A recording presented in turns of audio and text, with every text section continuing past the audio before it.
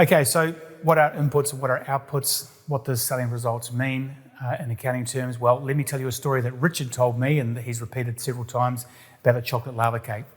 If I was to put on a table in front of you a list of ingredients or the ingredients of eggs, butter, milk and flour and say to you, pay me $50 for that, then you'd probably laugh at me. But if I put the finished product there, which is the nice chocolate cake with the chocolate icing oozing over it and the nice warm smell of the freshly cooked cake, $50 wouldn't seem too bad.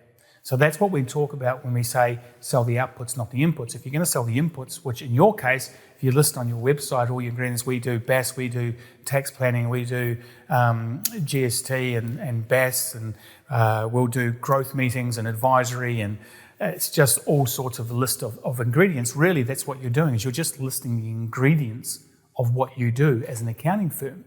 When people really want to buy outcomes and results. Now, to give you an example of that, I came up with a package and shared it with a lot of our members about 2 years ago, actually at the height of when COVID started happening, and it was actually targeted for tradies, and the package simply said, this is the Blame Your Accountant package, which everyone laughed at, but it was actually quite funny. I meant it as a joke, but this is exactly how it went.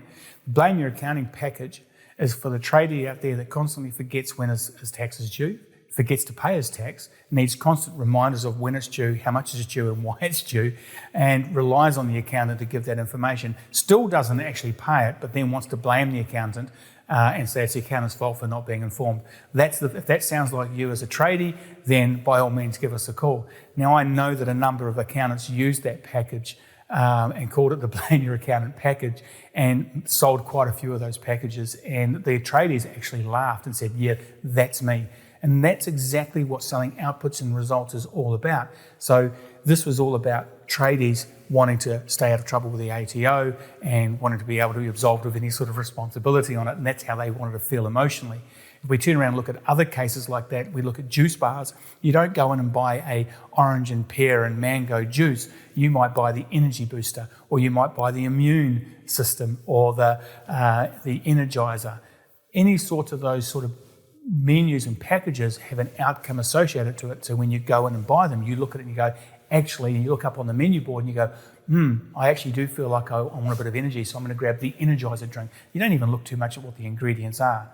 And that's what we mean when we talk about selling inputs versus outputs. If you're going to put stuff on your website, describe the outputs that are possible from those inputs so that people understand why they're important to them. When you can get that right, get that into your marketing, get that into your packaging and your pricing, then you're going to end up selling a far better, grade, quality service to your clients who are going to pay more money, and you're going to have a better business that's more profitable. Talk soon.